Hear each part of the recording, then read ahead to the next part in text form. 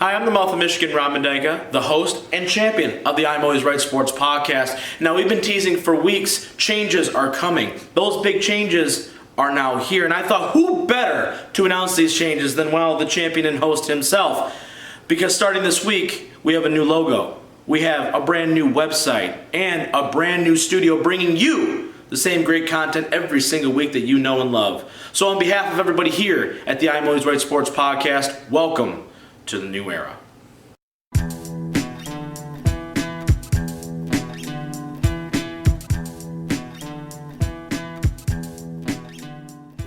Hello, once again, welcome to another edition of the I'm Always Right Sports podcast. I'm your host, as always, the mouth of Michigan, Rob Mendyka. With me, as always, my co-host, the Merc Zone, Mike Merkel. Yes. And as you guys can tell, we are officially in our brand new studio. We have been teasing it for weeks now. Some major updates coming your way, and they are finally here.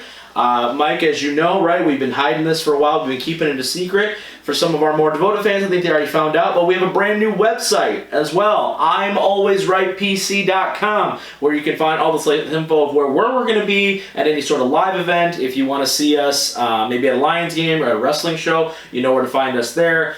Obviously, the show will be posted on there, both our YouTube and our podcast, so obviously you can go there. And we have links to all of the possible streaming pages that you could possibly subscribe to us at. All that good stuff. Stay tuned to that. There will possibly be coming a shop pretty soon. An I'm Always Right Sports Podcast shop. I didn't even know that. Where you can get maybe some merch at some point here, coming up here. So, all good stuff. Like I said, new studio, new website, same great content, same beautiful hosts. The man, Kyle Budznowski, will be joining us for part 2 of this week's episode. But let's jump right in, Mike. We're going to talk SummerSlam. Probably a more, I think, overall approved show, I would say, for the most part, from the masses. I thought the last couple matches went pretty well. What were your thoughts on the show? It was a better version of a WWE show, but it still wasn't the best thing. I mean, it was all just boring until the last 15 minutes of the show. Really? Yeah. So you didn't like The Fiend? That was in the last 20 minutes. Okay, so the Seth Rollins, Seth Brock match was pretty good. That was very good. Yeah. And the Fiend was interesting. The Fiend was good? Everything after that, really? Everything before that, I was like, it's good. This is hit or miss. No? See, I don't know. I think when I look at the overall thoughts of a show, and what I think about it, it's the marquee stuff, right? That's kind of where you have to measure it, I feel, in times, because when you look at it, you go, okay, what were the things going into that show? I thought Randy Orton, Kofi Kingston missed completely. It was a total miss, 100% of the way. The schmaz finish and everything didn't help Kofi at all. Didn't help Orton, really. Didn't do anything for anybody.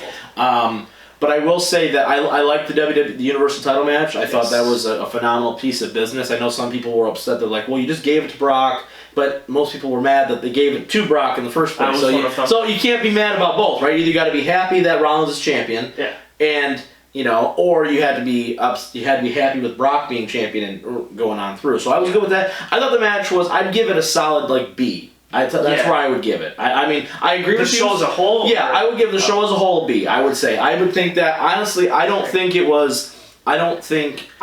say I was bored. There were some matches where I'm like, okay, this is obviously, but other things, though, I thought the women's matches were good. I thought Trish versus Charlotte did a nice job. I thought Becky versus Natalya, even though you kind of knew it was going to happen, I thought that was okay. Mm-hmm. Ember versus Bayley wasn't bad. Just to name some of the things off of the top of there. But I do think this show delivered for what it was going to be. I think the stuff that they wanted to get over, The Fiend is the new hotness right now. Bray Wyatt is kind of reinvigorated again. Seth back on top of the card. The Roman thing is still kind of lingering. They didn't really get to that yet, so that's one of the more overarching storylines we're going to see. I'm interested to see, obviously, where they're going to go. But did you enjoy SummerSlam or TakeOver better? We talked last week about how we felt TakeOver was it was good, maybe not great. You know what I mean? So it's like I would say some of the in-ring competition, I can probably say that TakeOver was better. I think the best main event was still TakeOver. Yeah. But I think the story and some of the long-term stuff that WWE, the main roster, I should say, put into place, I think is probably a little bit better than what NXT did. I think it's the shocking thing to me is I think that usually when you compare the TakeOver to the show right after TakeOver, Yeah. you go, okay, so like there was 4 matches on TakeOver that were the best 4, and then the one WWE match is next, and then there's another TakeOver, then the rest is all WWE. Right. In this one, I could probably argue that it goes.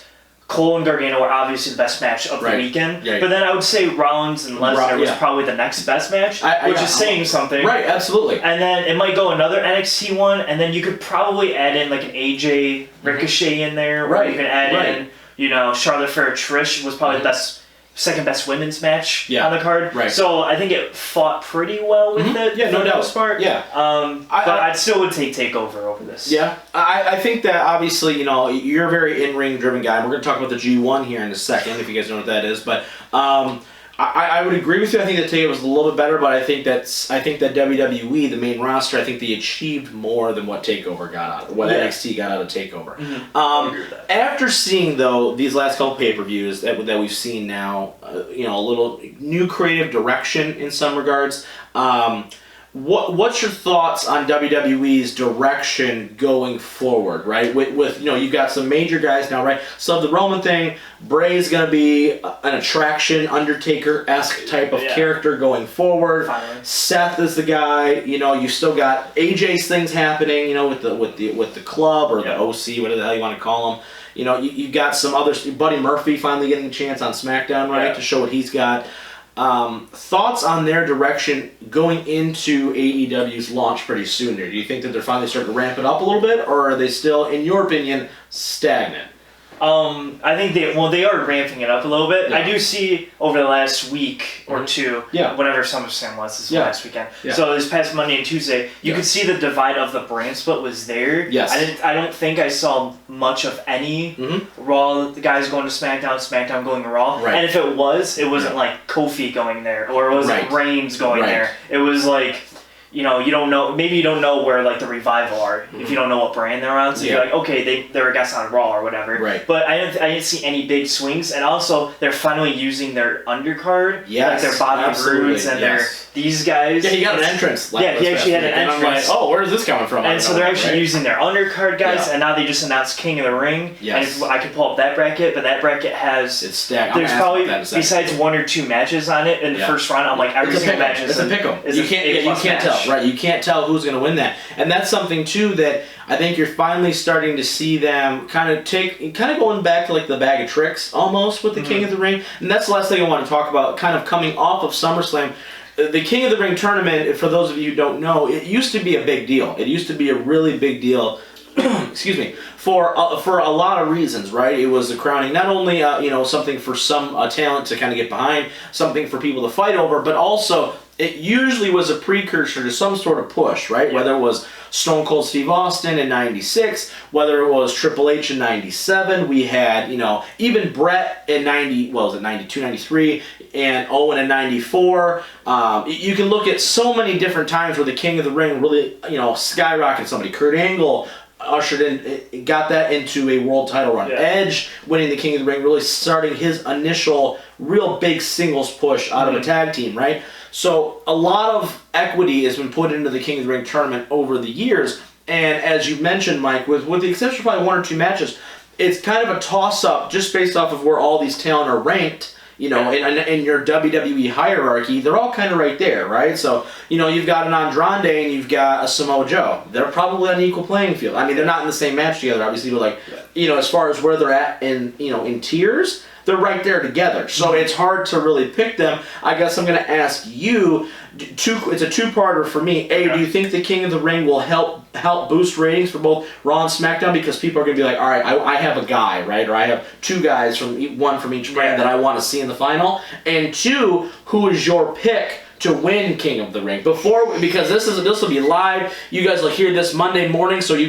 turn into Raw, I guess what'll be tonight, if you're hearing this now, and you're not going to know who's winning, but we're calling it now. Call your shot. Who's taking King of the Ring? That's a well, what do you think about that? Well, do you think that this will help fans who are kind of, casual off and on because there's nothing going on Raw and SmackDown to make you tune in to go, all right, I want to see who wins King of the Ring. I think it will at least help it. I don't know if it will be like... I'm not going to say they're going to pull a 6 rating, right? Yeah. But will at least get people to be like, all right, let's see what's going on. Yeah, I think they benefit from actually having good matchups because usually when they do these tournaments, they're like, all right, we'll put like Bobby Roode and we'll put this guy in there, and it's like guys you don't really want to see. Right. But just looking at the match, we got like Cesaro, Samoa Joe, Ricochet, Drew McIntyre, Buddy Murphy, Ali. You got Apollo Crews, Andrade. So you have a lot of pretty good matchups there. Yeah, no doubt. Wow, that would be really good. Yeah. So I think you can pull that.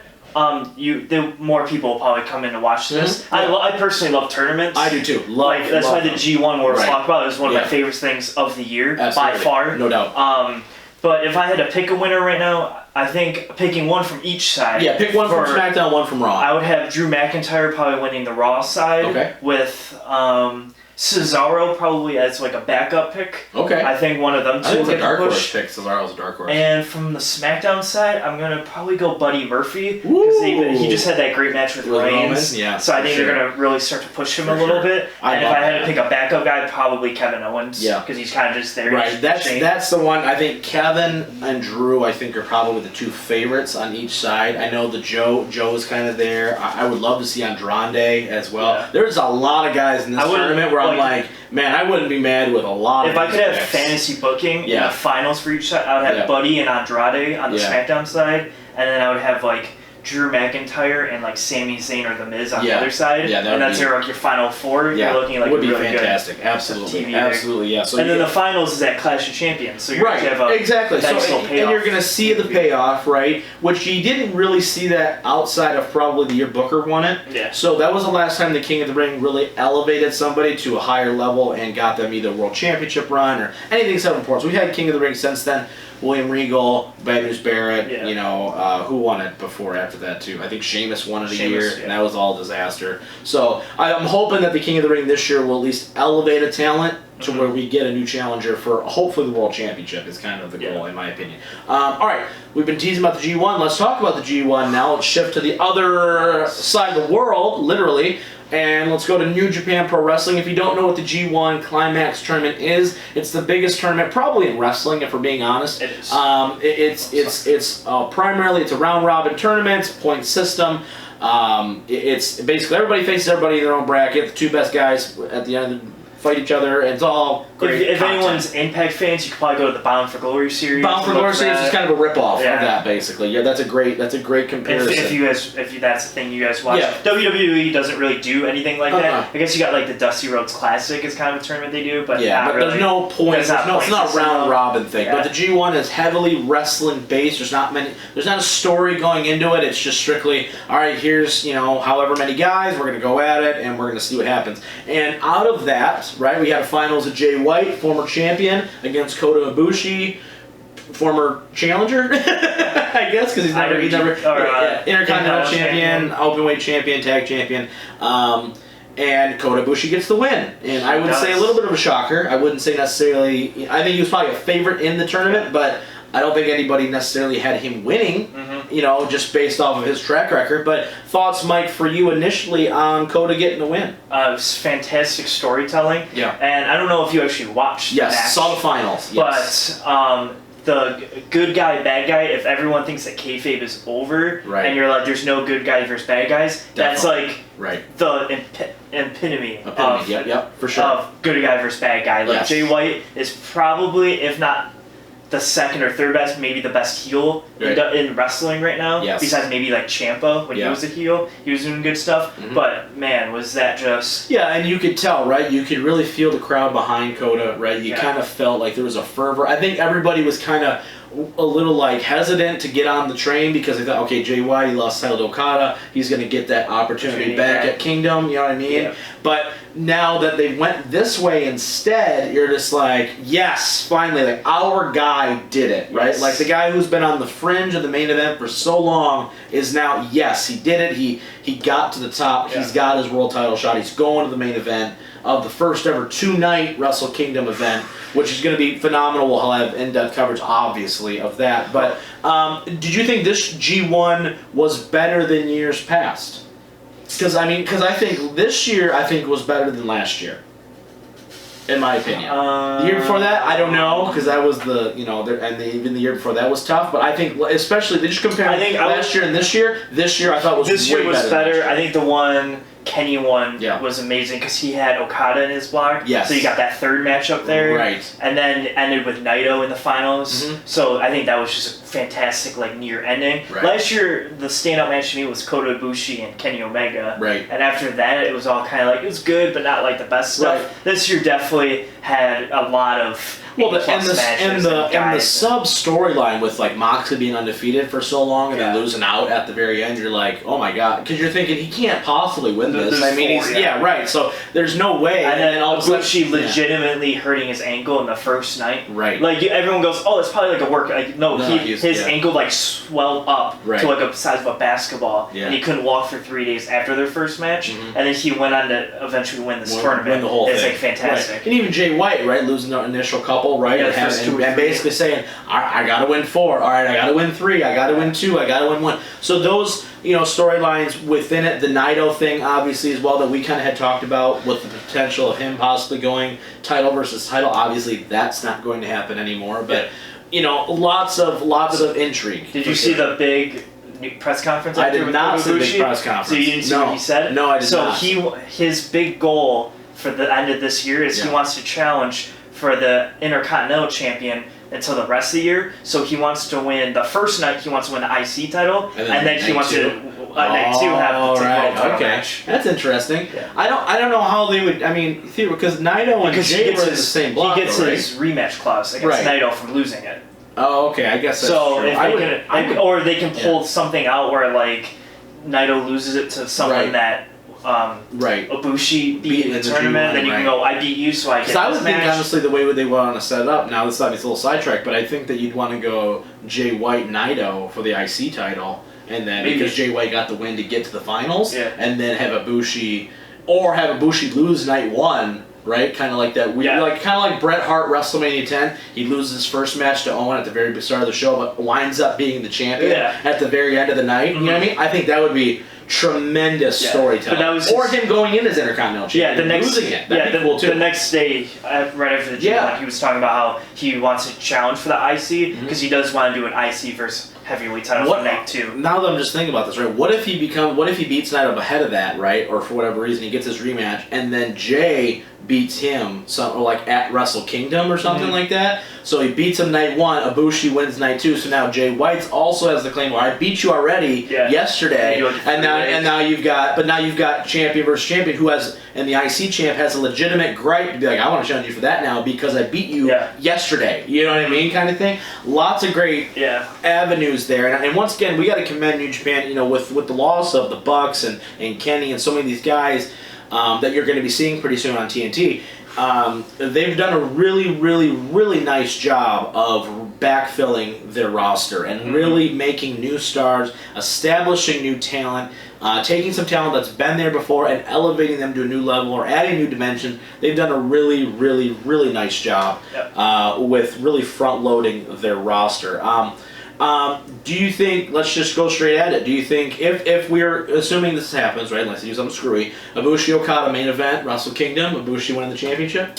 I'm going to say yes. Okay. I don't think Okada holds it for over a year again. I think he was just kind of to be honest, I thought he was just going to be Jay White wins it, he wins it, and then he loses it really quickly. That's what I thought too. But then now that he's passing the G1, he's not going to have... He versus Suzuki at Royal Quest. Right. Probably won't lose it there. And then he's got Sonata probably at King of Pro Wrestling, I'm assuming. And he's not losing it there. And then Ibushi's his final one because he didn't lose to anybody else. Mm-hmm. So I'm going to say he loses it to Ibushi, especially if it's IC champ versus heavyweight champ. I think he will win both. I think it'll be at Kota Ibushi's night. That crowning moment, okay, he's a premier top. Because WWE does it a lot too, where they're just all right, Daniel Bryan, this is your moment. Right, or this guy, Ron, this is your moment. It's let's see what happens. They're gonna give Ibushi his. You're gonna be double champ, and you're gonna do this. You probably lose one of them. pretty quickly after that, right. But he'll the be point being is that there is an anointment almost, like, okay, like, this is your time kind of thing. And Ibushi's kind of a weird case, right? Because he was in Japan for a while, then he went and did some other stuff at some other companies, then he came back, he was in DDT Pro for a while, now he's come back,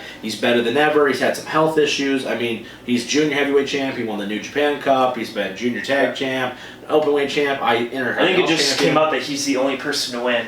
Yeah, the Super Juniors, New Japan Cup, and the G1. Yeah. Yes, exactly. He won all three. Right. So there's a lot of momentum going his way. And I think if you don't do it now, I think it's really difficult to kind of like any other time you do it is going to be so much less impactful that I don't know necessarily how long he holds it. I think it's kind of like one of those Eddie Guerrero type moments where like he wins it and it's like that's our guy. Yeah. But really he's there to provide great entertainment and always be in the forefront, but I don't necessarily. I think he sometimes might be better chasing it than necessarily holding it. Well, time will tell if he has. Yeah, he's like a Rollins of New Japan, where I agree. He's such a better like chasing going after than when he's champion. It's like, all right, now what? Yeah, or like Kenny. Yeah, exactly. Same thing. Kenny's chase was way better than his actual run as champion. So it'll be interesting. It'll be fun to see. All right, after the break, we're going to do an ACC football preview with obviously the Merc Zone himself and the Kyle Budzanowski, the man himself, and then we're also going to talk about the Lions and a possible article that came out about them coming from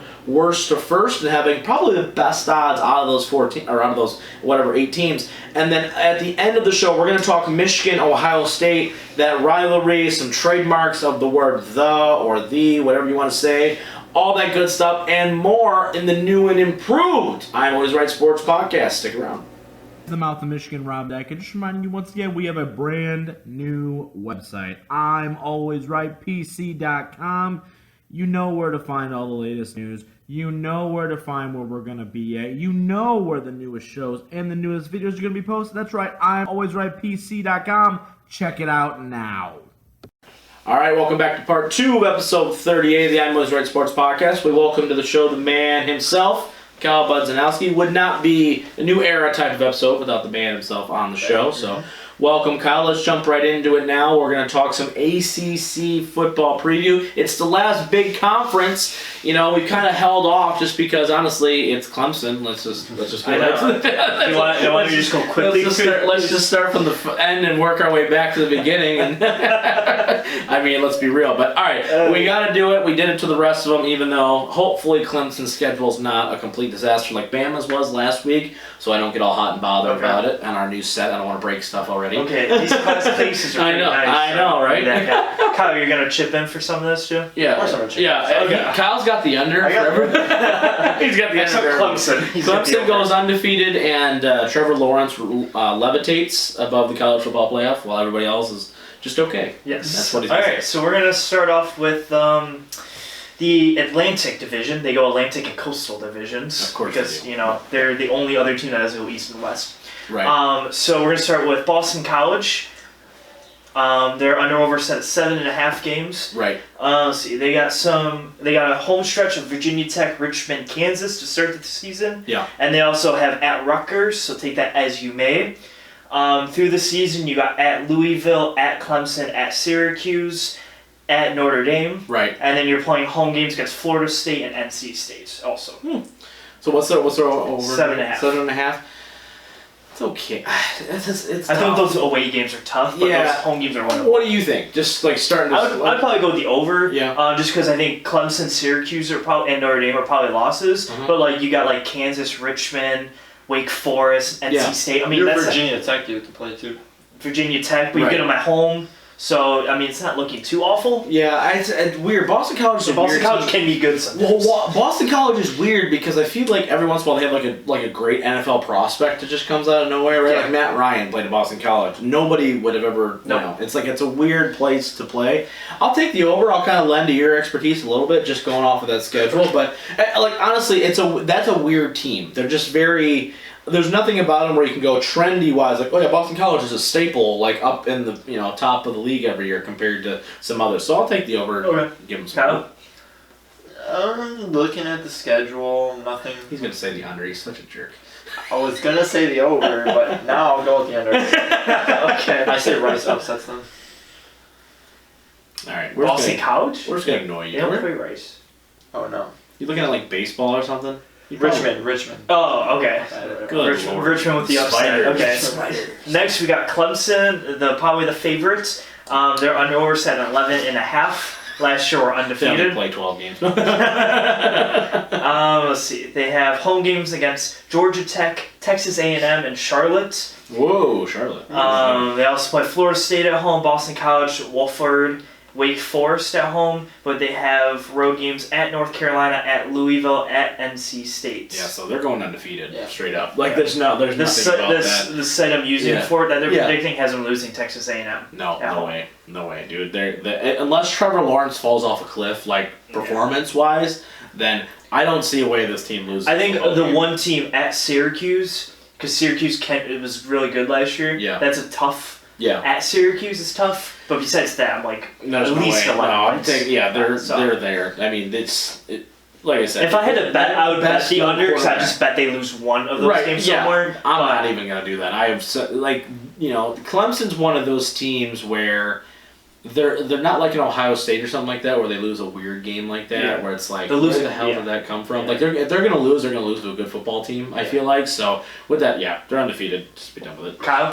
I'm gonna go with undefeated as well. Yeah. I mean, when you have Trevor Lawrence, who's like, I'm gonna be a freshman and then just put 45 on like the supposed greatest Alabama team ever. Right. Then so I'm just gonna have him going undefeated.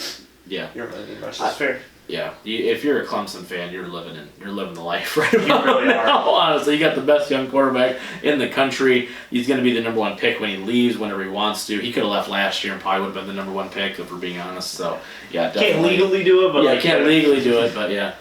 Florida State's next. They're under set at 7.5. They play home games against Boise State, ULM, Louisville, NC State, and Syracuse. Ooh. But they got some away games at Virginia, at Clemson, at Wake Forest, at Boston College. I'm going to take the over just based off of that right there. I mean, probably the two, I think... and they play at Florida as their Florida. like big that's their big one, right? Big rivalry game. I mean, Florida, once again, we talked about them last week. They're kind of a weird team for me, you know, like where I don't really know where they sit anymore. Before you could be like, oh yeah, they're going to be a powerhouse because when they had Tebow or Urban was there. Yeah. Now they're kind of a wishy-wash, so I'll take the over. But ACC is not a good conference, man. It's really not. It's really not. What was this point spread again? It was set at 7.5. I'll take the under at 7. Great analysis. Who Great shot analysis. here? Yeah. Nobody. Okay. Next we got Louisville. Last year they were 2-10. Just gonna let that sink in for a second. And they're Bobby Petrino's not there anymore, right? Is he still? I don't think so. Okay. And his under set at 4.5. Oh, good Lord. So can we find 4 wins here? So they play home against Notre Dame, home against Eastern Kentucky, maybe at Western Kentucky, maybe at Florida State, nope. Home against Boston College, nope. Then you got home against Clemson, home against Virginia, at Miami, at NC State, home against Syracuse. They beat the Kentuckies. And then you play at Kentucky. But you don't beat Kentucky though. I don't think they beat at Kentucky. No, I think they get 2 wins. So I'm gonna take the under. Louisville's not a good football team. They are not. They were for like 1 year. I thought the funny part was 1 week they're going to go to the east side of Kentucky, next week they just... Why do we gotta leave? Can we just stay in the hotel? No, go back to Louisville.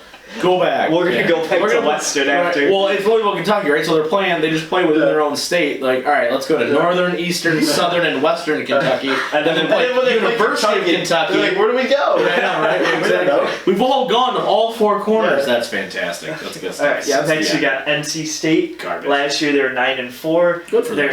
Then they're set 7.5. There's a big trend here if you want to know. Yeah.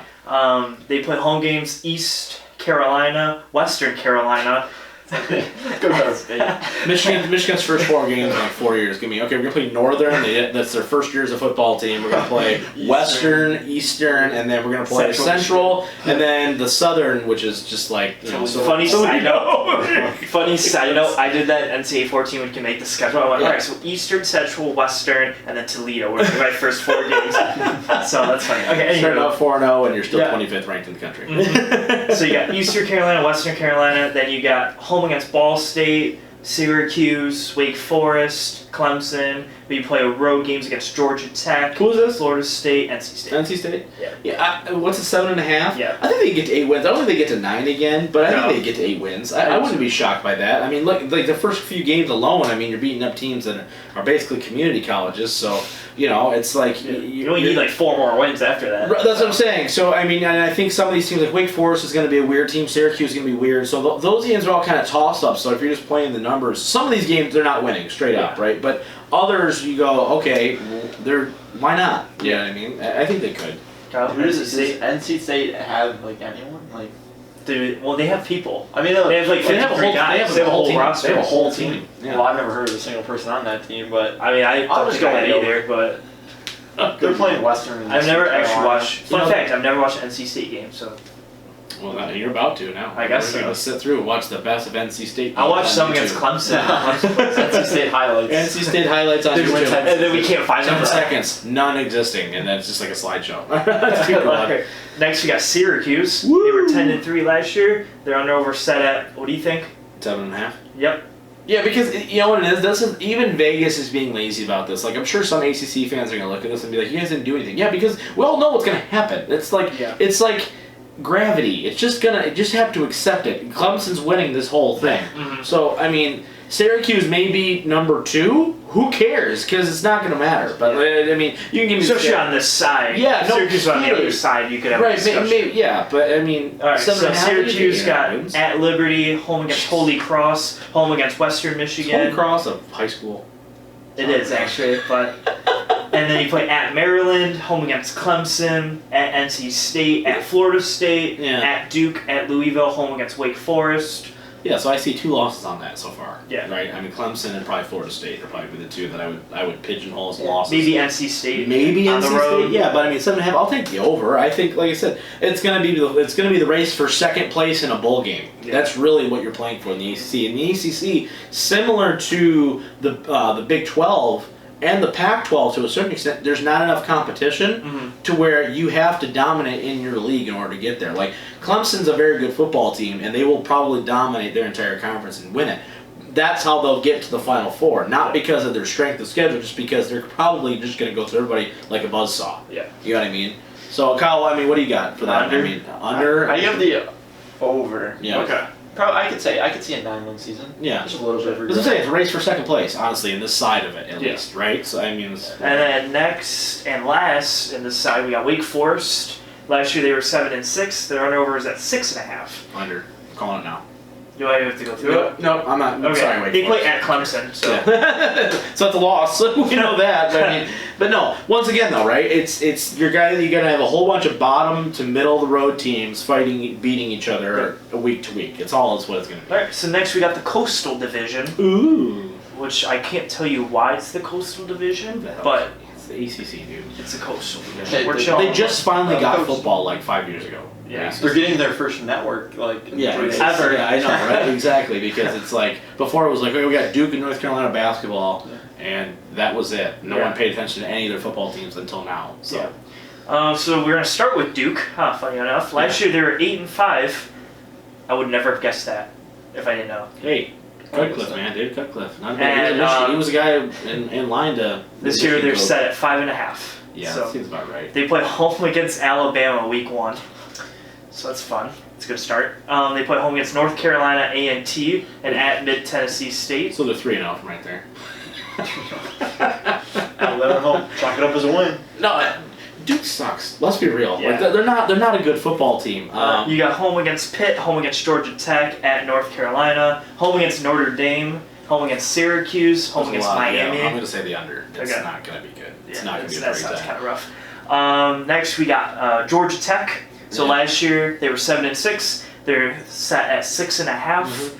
So they start the season at Clemson, which is gonna be a fun one, I guess. Then they got home games against USF, Citadel, at Temple, and North Carolina. Good And then they go at Duke, at Miami, at Virginia, home against NC State and Georgia. It's the under. They ain't winning nothing there.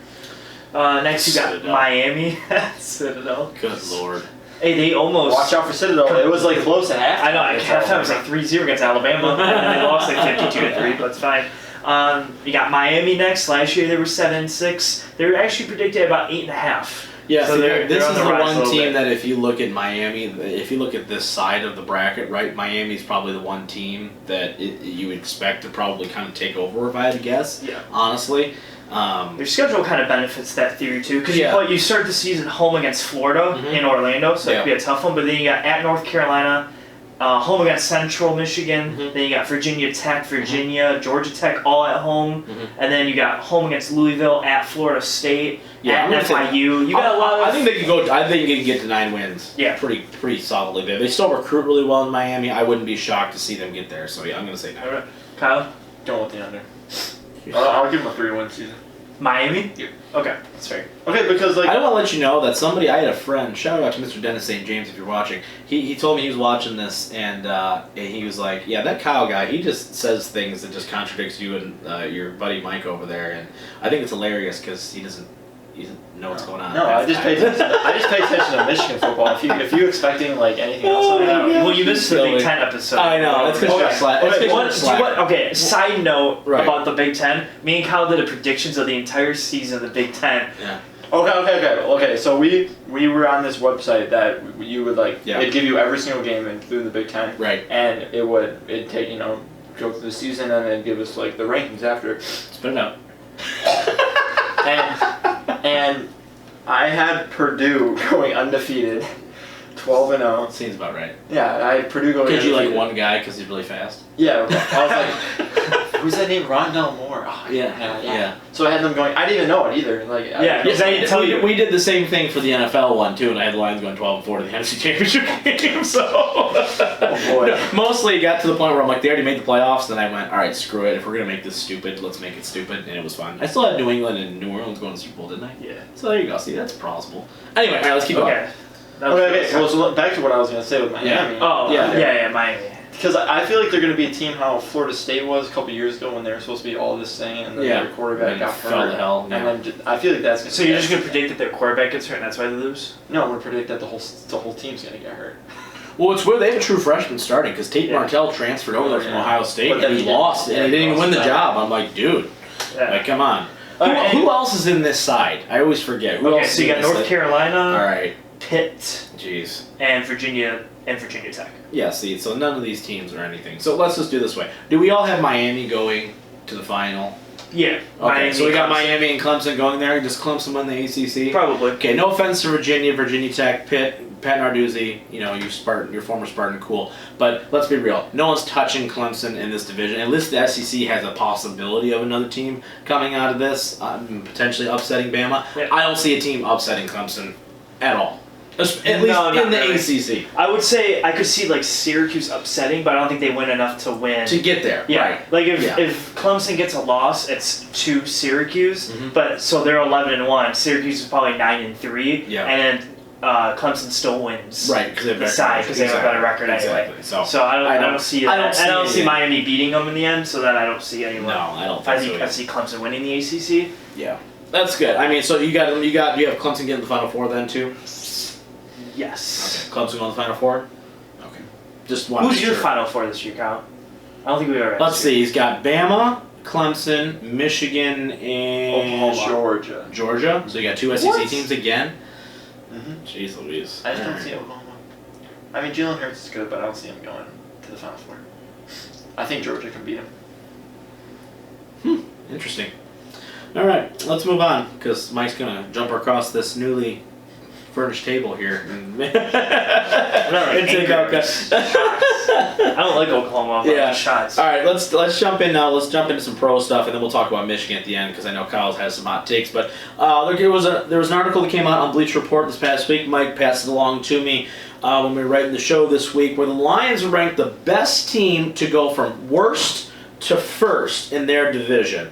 Kyle, do you agree with that statement? Looking at the teams from last year who finished in last place, do you want me to give you these teams? Do you think the Lions had the best chance to get there? You got to get. Okay. Oh my gosh, dude! First in their division? Yeah. So basically, the whole article was out of the 8 teams that finished dead last in their division, who has the best chance from going from last place to winning the division this season? Okay. So out of these 8 teams, who do you think wins their division? Right. So you got the Bengals, Jaguars, Jets, Raiders, Giants, Buccaneers, Cardinals, Lions. Who wins their division? Who has the best chance to win the division?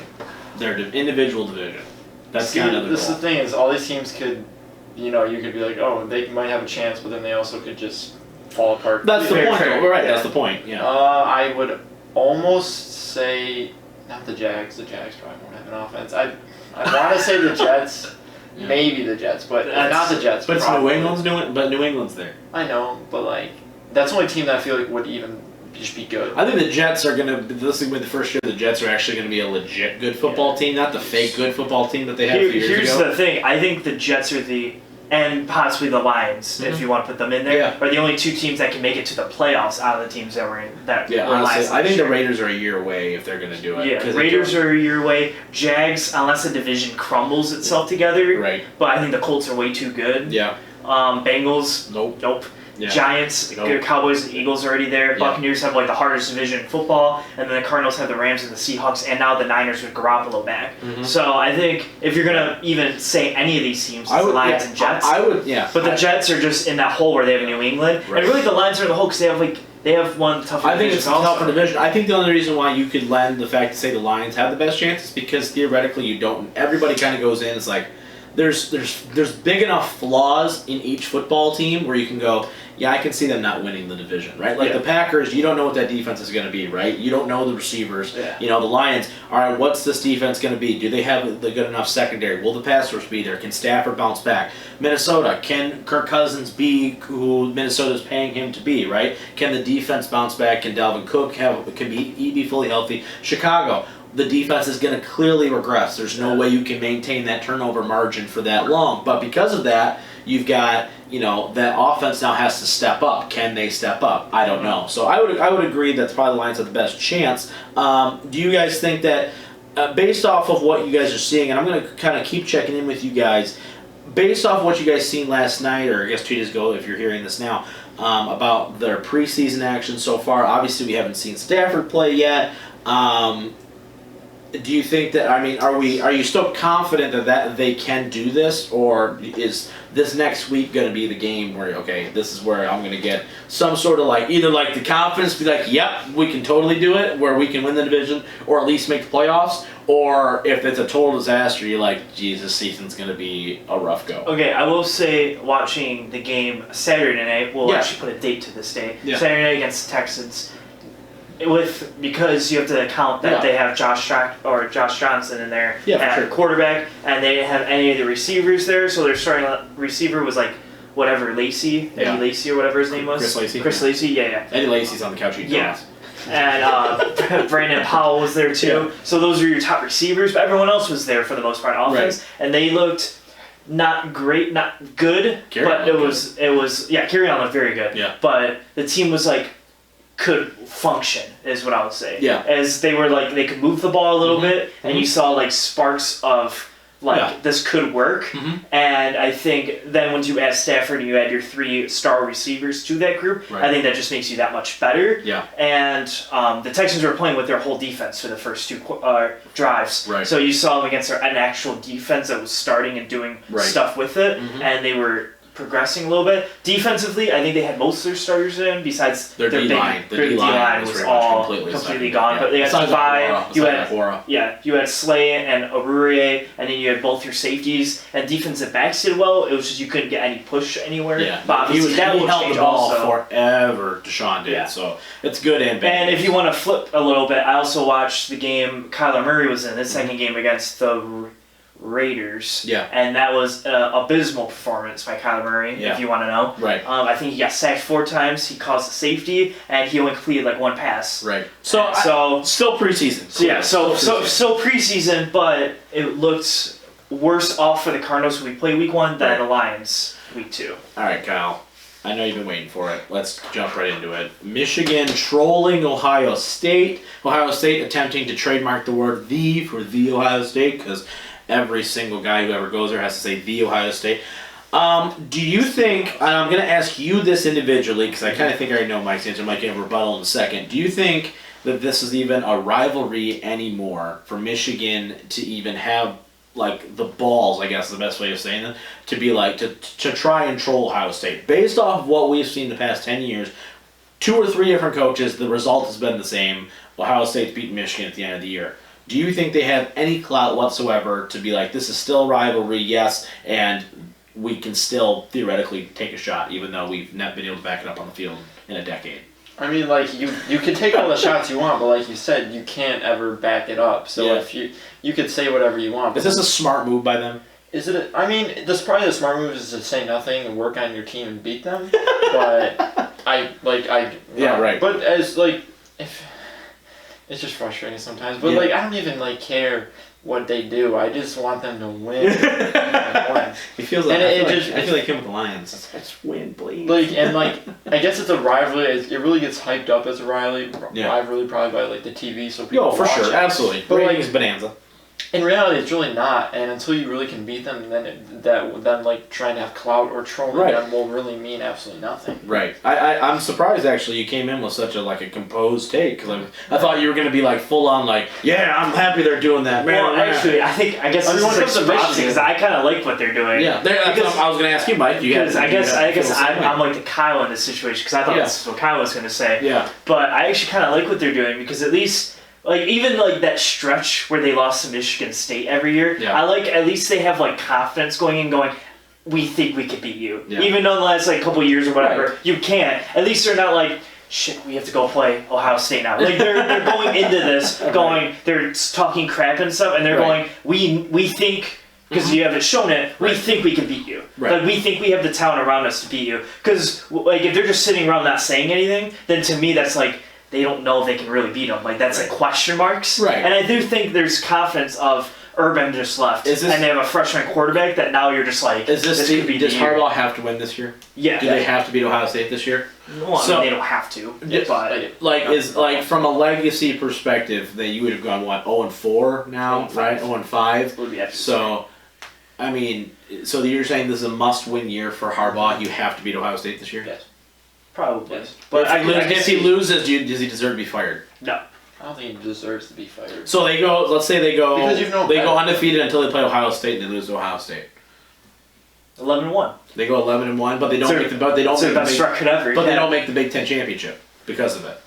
Okay, well, I would still say. I don't think he should be fired, because who are you going to replace him with? I don't disagree. I'm just asking the question, because I think if they don't beat Ohio State this year, a lot of people are going to be asking for his head. And obviously we'll cross that bridge when we come to it. I would disagree with that 100%.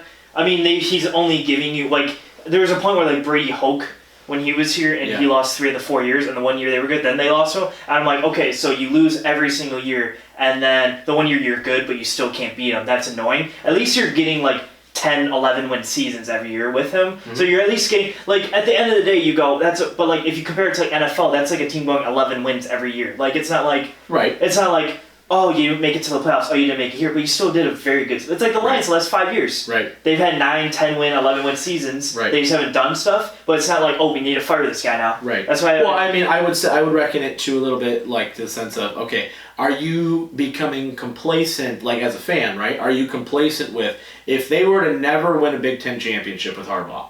Mm-hmm. Right? Let's say they never get to the Final Four, but they're always up there at the end of it, but they never fully get it done. Are you content with that? Are you okay with it? So you're okay with never winning a Big Ten championship? No. I think eventually you'll get there. That's why I'm okay. No, that's what I'm saying. I'm trying to go as devil's advocate as possible. You never win a Big Ten championship with Harbaugh. I'm okay with that. Really? No. If you get 11 wins every year, I'm fine with it. But that means you'll never get in the Final Four. If you don't win the Big Ten, you're not getting the Final Four. Straight up. There will never be 2 Big Ten teams ever going to the Final Four. Well, I mean, that comes up to the committee. Yeah, but there's no way. You're not strong enough. The conference is not strong enough for that. We both know that. I don't think the SEC is strong enough to get to, and then we beg to differ. But I'm just saying, you honestly think that they'll ever make a Final Four without being the Big Ten championship? They could, yeah. Oof. That is a tall task. Ohio State couldn't do it when they went undefeated almost, and they still didn't get in over Georgia. Well, they lost to Purdue. I know. That's what I'm saying. But I agree. But I'm saying Ohio State 11-1, like Michigan 11-1, but gets trounced by Ohio State. You don't want the Big Ten title. Okay, are you saying they lose by what they did last year, or doesn't matter? Lose by a field goal. Doesn't matter. They didn't. I think you're close enough that I think you can make it. I don't think so. I think you have to win if you're in the Big Ten because I don't think you have the stroke anymore to do it otherwise. I don't think the Big Ten has. I don't think outside of Ohio State, I don't think there's any team that could get in on their own merit anymore without winning the Big Ten championship. Because Notre Dame has to go undefeated to do it. I think Michigan has to win the Big Ten title in order to get to the Final Four. I don't think there's any way. I don't think there's any way. But it's yet to be seen. But if he doesn't win a Big Ten championship, I think his entire run as Michigan coach will be a failure. Yes. Disagree. Yeah. Because you knew that they were. Right. I know there were seasons before him where they were kind of off, but they were always an elite program. And then you bring him in, people expecting we need Big Ten championship, we need national championship. Right. That's the whole point. You're supposed to be competing for that type of thing. You have not competed for that yet, though. That's the problem I think that people are having. They're going to be good regardless. Yeah, I think so too. I think they'll always be good. Will they be great? That's the question. And I don't think that we've seen it yet. So it'll be very interesting this coming season. All right, for the Merc Zone. For the man, I'm the Mouth Michigan. Reminder once again, we got a new studio, we got a new logo, we got a new website, all that good stuff. I'm alwaysrightpc.com. Make sure you check out the website. If you have any suggestions for the show, fill out our contact sheet. It'll come right to us. We'll take your suggestions under consideration. You can possibly find down the show, and we'll give you a shout out as well if we do. Once again, for the gang here, I'm the Mouth Michigan, and we will see you guys as always next time.